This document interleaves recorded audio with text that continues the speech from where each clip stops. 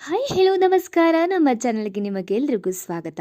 ಇವತ್ತು ನಾವು ಒಬ್ಬ ಸ್ಪೆಷಲ್ ವ್ಯಕ್ತಿ ಬಗ್ಗೆ ಮಾತಾಡ್ತಾ ಇದ್ದೀವಿ. ಅವರನ್ನು ನೋಡಿದರೆ ಸಾಕು ಹುಡುಗಿಯರಿಗೆ ಹುಚ್ಚು ಹಿಡಿಯತ್ತೆ, ಅಮ್ಮಂದರಿಗೆ ಅವರ ತಮ್ಮ ಸ್ವಂತ ಮಗನೇ ಅನ್ನೋಷ್ಟು ಪ್ರೀತಿ. ಅವರೇ ನಮ್ಮೆಲ್ಲರ ನೆಚ್ಚಿನ ನಾಗಿನಿ 2 ಸೀರಿಯಲ್ ಹಾಗೂ ಆಸೆ ಸೀರಿಯಲ್ನ ನೀನಾದ್ ಹರಿತ.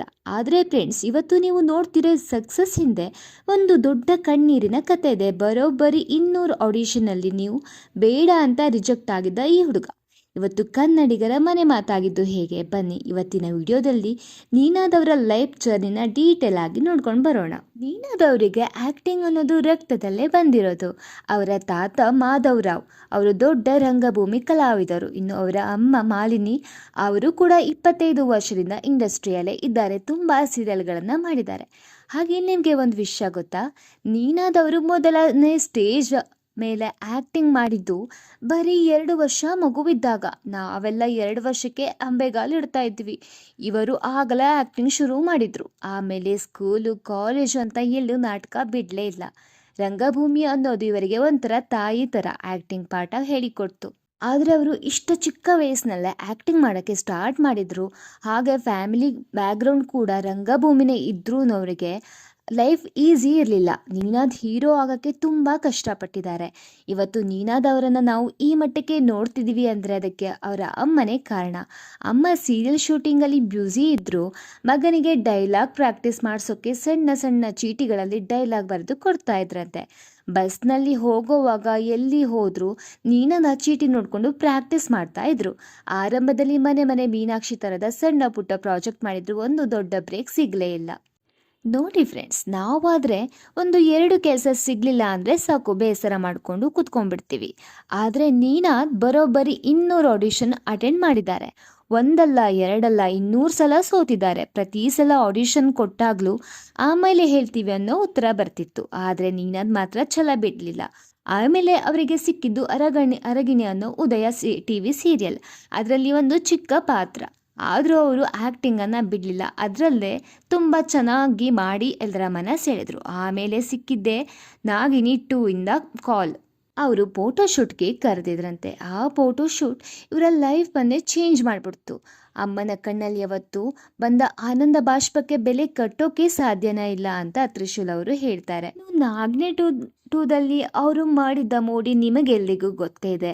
ಅದು ಒಂದು ಇವಾಗ ಹಿಸ್ಟ್ರಿನೇ ಆಗ್ಬಿಟ್ಟಿದೆ ಅಂತ ಹೇಳ್ಬೋದು. ಅದಾದಮೇಲೆ ಅವರಿಗೆ ಹಾಗೆ ಸಿಕ್ಕಿದ್ದು ಆಸೆ ಸೀರಿಯಲ್. ಆಸೆ ಸೀರಿಯಲ್ ಬಗ್ಗೆ ನಾನೇನು ತುಂಬ ಹೆಚ್ಚಿಗೆ ಹೇಳೋದು ಬೇಡ ಅಂತ ಅನಿಸುತ್ತೆ.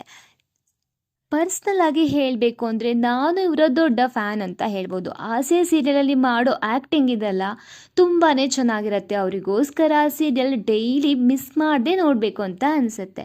ನಿಮಗೂ ಅದೇ ಥರ ಅನಿಸುತ್ತಾ? ಕಮೆಂಟ್ ಬಾಕ್ಸ್ನಲ್ಲಿ ತಿಳಿಸಿ. ಇವರು ಇನ್ಸ್ಟಾಗ್ರಾಮಲ್ಲಿ 1 ಲಕ್ಷಕ್ಕೂ ಅಧಿಕವಾಗಿ ಫಾಲೋವರ್ಸ್ನ ಹೊಂದಿದ್ದಾರೆ.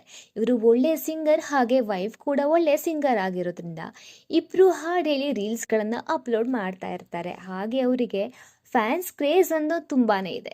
ಹುಡುಗಿರು ಅಷ್ಟೇ ತುಂಬ ಇದ್ದಾರೆ. ಹಾಗೆ ಅಮ್ಮಂದಿರು ಕೂಡ ಸಿಕ್ಕಾಗ ಮಗ ಥರ ಮಾತಾಡ್ತಾರಂತೆ. ಯಾಕೆಂದರೆ ಆಸೆ ಸೀರಿಯಲಲ್ಲಿ ಅವರ ಅಮ್ಮ ಅವ್ರನ್ನ ಅವಾಯ್ಡ್ ಮಾಡ್ತಾ ಇರ್ತಾರೆ. ನಿಮ್ಮ ಅಮ್ಮ ಅವಾಯ್ಡ್ ಮಾಡಿದರೆ ಏನಾಯಿತು, ನೀನು ನಮ್ಮ ಮಗ ಥರನೇ ಅಂತ ಪ್ರೀತಿ ತೋರಿಸ್ತಾರಂತೆ. ಈ ಆಸೆ ಸೀರಿಯಲಲ್ಲಿ ಅವರ ಪಾತ್ರ ಗಂಭೀರ, ಕೋಪಿಷ್ಟ ಹಾಗೂ ಇರ್ರೆಸ್ಪಾನ್ಸಿಬಲ್ ಹುಡುಗ ಅಂತಲ್ವಾ. ಆದರೆ ರಿಯಲ್ ಲೈಫಲ್ಲಿ ನೀನಾದವರು ಸಖತ್ ತರಲೆ. ಜೋಕ್ ಮಾಡೋದಂದರೆ ಅವರಿಗೆ ಪ್ರಾಣ. ಸೆಟ್ಟಲ್ಲಿ ಇವರಿದ್ದರೆ ಸಾಕು ಎಲ್ಲರೂ ನಗ್ತಾನೆ ಇರ್ತಾರಂತೆ. ಸ್ಟಾರ್ಸ್ ಕೂಡ ಇದನ್ನೇ ಹೇಳೋದು, ನೀನಾದವರು ಇದ್ದರೆ ಶೂಟಿಂಗ್ ಟೈಮು ಹೋಗೋದೇ ಗೊತ್ತಾಗಲ್ಲ ಅಂತ. ಇನ್ನು ಅವರ ಎಜುಕೇಷನ್ ನೋಡೋದಾದರೆ ವಿದ್ಯಾಭ್ಯಾಸ ಕೂಡ ಬೆಂಗಳೂರಲ್ಲೇ ಆಗಿರೋದು. ಅವರು ಬರೀ ಆ್ಯಕ್ಟಿಂಗ್ ಮಾತ್ರ ಅಲ್ಲ, ಓದೋದ್ರಲ್ಲಿ ಕೂಡ ಮುಂದಿದ್ರು. ಡಿಗ್ರಿ ಮುಗಿಸೋ ಹೊತ್ತಿಗೆ ಇವರಿಗೆ ಒಂದೇ ಗುರಿ ಇತ್ತು, ಅದು ಸ್ಕ್ರೀನ್ ಮೇಲೆ ಕಾಣಿಸ್ಕೊಳ್ಳೋದು. ಯಾಕೆಂದರೆ ಫ್ಯಾಮಿಲಿ ಬ್ಯಾಕ್ಗ್ರೌಂಡೇ ಆ ಥರ ಇತ್ತಲ್ವಾ. ಅದಕ್ಕೋಸ್ಕರ ಕಾಲೇಜು ದಿನಗಳಲ್ಲಿ ಇವರು ಸಖತ್ ಆ್ಯಕ್ಟಿವ್ ಹುಡುಗ. ಅವತ್ತೇ ಇವರಿಗೆ ಹುಡುಗಿರ ಫ್ಯಾನ್ ಫಾಲೋವಿಂಗ್ ಜಾಸ್ತಿನೇ ಇತ್ತಂತೆ. ಆದರೆ ಇವರು ಬಿದ್ದಿದ್ದು ಮಾತ್ರ ಒಬ್ಬ ಹುಡುಗಿಗೆ. ಅವರೇ ರಮ್ಯಾ. ಇವರಿಬ್ಬರದ್ದು ನಾರ್ಮಲ್ ಲವ್ ಸ್ಟೋರಿ ಅಲ್ಲ, ಬರೋಬ್ಬರಿ 7 ವರ್ಷದ ಲವ್ ಸ್ಟೋರಿ. ಕಾಲೇಜ್ ಇದ್ದಾಗಿಂದನೇ ಅವರಿಬ್ಬರು ತುಂಬಾ ಇಷ್ಟಪಡ್ತಾ ಇದ್ರಂತೆ. ನೀನಾದು 200 ಆಡಿಷನ್ನನ್ನು ರೇಸ್ ಮಾಡಿದಾಗ ಇವರು ತುಂಬಾ ಬೆನ್ನೆಲುಬಾಗಿ ನಿಂತಿದ್ದಾರಂತೆ. ಸಿನಿಮಾ ಲೋಕದಲ್ಲಿ ಅಷ್ಟು ಸುಲಭವಾಗಿ ಪ್ರೀತಿ ಉಳಿಯಲ್ಲ ಅಂತಾರೆ. ಆದರೆ ಈ ಜೋಡಿ ಎಂತಹ ಕಷ್ಟದ ದಿನಗಳಲ್ಲೂ ಒಬ್ಬೊಬ್ಬರನ್ನು ಬಿಟ್ಕೊಟ್ಟಿಲ್ಲ. ಇವರು ನೀನಾದವರು ಕೆಲಸ ಇಲ್ಲದೆ ಇದ್ದಾಗ ಇವರು ಸಪೋರ್ಟ್ ಮಾಡಿದ್ದಾರೆ. ರಮ್ಯಾ ಅವರು CA ಪಾಸ್ ಮಾಡಿದಾರಂತೆ. ಇನ್ನು ಇವರ ಮದುವೆ ವಿಷಯಕ್ಕೆ ಬರೋಣ. 2024 ಮೇ 19ರಂದು ನಿನಾದ್ ಮತ್ತೆ ರಮ್ಯಾ ಅವರ ಮದುವೆ ಆಯಿತು. ನಿನಾದ್ ಅವರು ಯಾವಾಗಲೂ ಹೇಳ್ತಿರ್ತಾರೆ, ನನ್ನ ಏಳು ಬೀಳಿನ ದಿನಗಳಲ್ಲಿ ನನ್ನ ಜೊತೆ ಇದ್ದ ವ್ಯಕ್ತಿ ನನ್ನ ಹೆಂಡತಿ ಅಂತ. ಇವತ್ತು ಆಸೆ ಸೀರಿಯಲ್ ಮೂಲಕ ಇಷ್ಟು ದೊಡ್ಡ ಹೆಸರು ಮಾಡ್ತಿರೋದಕ್ಕೆ ರಮ್ಯಾ ಅವರ ಪ್ರಾರ್ಥನೆ ಮತ್ತು ಪ್ರೀತಿಯು ಕಾರಣ ಅಂದ್ರೆ ತಪ್ಪಾಗಲ್ಲ. ಇನ್ನು ಇವರ ಹವ್ಯಾಸ ಮತ್ತೆ ಕ್ರೇಜ್ಗಳಿಗೆ ಬರೋದಾದ್ರೆ, ಇವರು ದೊಡ್ಡ ಫಿಟ್ನೆಸ್ ಫ್ರೀಕ್.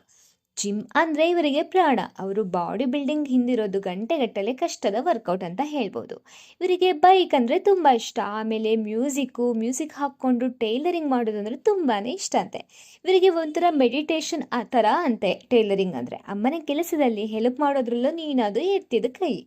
ನೀನಾದವರ ಆದಾಯದ ಬಗ್ಗೆ ಹೇಳೋದಾದ್ರೆ, ಅವರು ಇವತ್ತು ಕನ್ನಡದ ಟಾಪ್ ಪೇಡ್ ಸೀರಿಯಲ್ಗಳಲ್ಲಿ ಒಬ್ರು. ಮೂಲಗಳ ಪ್ರಕಾರ ಇವರು ಎಪಿಸೋಡ್ಗೆ ಸುಮಾರು 15ರಿಂದ 25 ಸಾವಿರ ತನಕ ಚಾರ್ಜ್ ಮಾಡ್ತಾರಂತೆ. ಬಂದ ಹಣನ ಸುಮ್ಮನೆ ಖರ್ಚು ಮಾಡದೆ ಒಳ್ಳೆ ಕಡೆ ಇನ್ವೆಸ್ಟ್ಮೆಂಟ್ ಮಾಡ್ತಿದ್ದಾರೆ.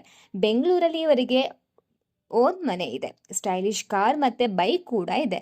ಅವರ ಲೈಫ್ ಸ್ಟೈಲ್ ಇವರು ತುಂಬಾನೇ ಲಕ್ಸುರಿ ಆಗಿದೆ. ಆದರೆ ಮನಸ್ಸು ಮಾತ್ರ ಇವತ್ತಿಗೂ ಅದೇ ಹಳೆ ಸಿಂಪಲ್ ಹುಡುಗನದ್ದು. ಸದ್ಯಕ್ಕೆ ನೀನಾದವರ ಸೀರಿಯಲ್ ಜೊತೆಗೆ ಹೊಸ ಪ್ರಾಜೆಕ್ಟ್ ಬಗ್ಗೆ ಯೋಚನೆ ಮಾಡ್ತಿದ್ದಾರೆ. ರಮ್ಯಾ ಅವ್ರ ಜೊತೆ ಹ್ಯಾಪಿಯಾಗಿ ಲೈಫ್ ಲೀಡ್ ಮಾಡ್ತಾ ಇದ್ದಾರೆ. ಸೋಷಿಯಲ್ ಮೀಡಿಯಾದಲ್ಲಿ ಆಕ್ಟಿವ್ ಆಗಿ ಇರ್ತಾರೆ. ಫ್ಯಾನ್ಸ್ ಜೊತೆ ಮಾತಾಡೋದು, ಅವರು ಕೂಡ ಪ್ರೀತಿಯನ್ನ ಎಂಜಾಯ್ ಮಾಡೋದ್ರಲ್ಲಿ ಇವರು ಬ್ಯುಸಿ ಇದ್ದಾರೆ. ಸೊ ಫ್ರೆಂಡ್ಸ್, ಇದಾಗಿತ್ತು ನೀನಾದವರ ಇಂಟ್ರೆಸ್ಟಿಂಗ್ ಸ್ಟೋರಿ. 200 ಸೋಲುಗಳನ್ನು ಗೆಲುವಾಗಿ ಬದಲಾಯಿಸ್ಕೊಂಡು ಇವರ ಲೈಫಿಂದ ಕಲಿಬೇಕಾಗಿರೋದು ನಾವು ತುಂಬಾನೇ ಇದೆ. ಕಷ್ಟ ಬಂದಾಗ ಕುಗ್ಬಾರ್ದು, ಸುಖ ಬಂದಾಗ ಹಿಗ್ಬಾರ್ದು ಅಂತ ಒಂದು ಗಾದೆ ಮಾತಿದಲ್ಲ, ಅದನ್ನ ಅವರಲ್ಲಿ ಸರಿಯಾಗಿ ಹೇಳ್ಬೋದು. ನಿಮಗೆ ಇದು ಇಷ್ಟ ಆಯ್ತಾ ವಿಡಿಯೋ? ಹಾಗೆ ನೀನಾದವರ ಫ್ಯಾನ್ ಆಗಿದ್ರೆ ಕಮೆಂಟ್ ಮಾಡಿ ತಿಳಿಸಿ. ವಿಡಿಯೋ ಇಷ್ಟ ಆದರೆ ಲೈಕ್ ಮಾಡಿ, ಶೇರ್ ಮಾಡಿ.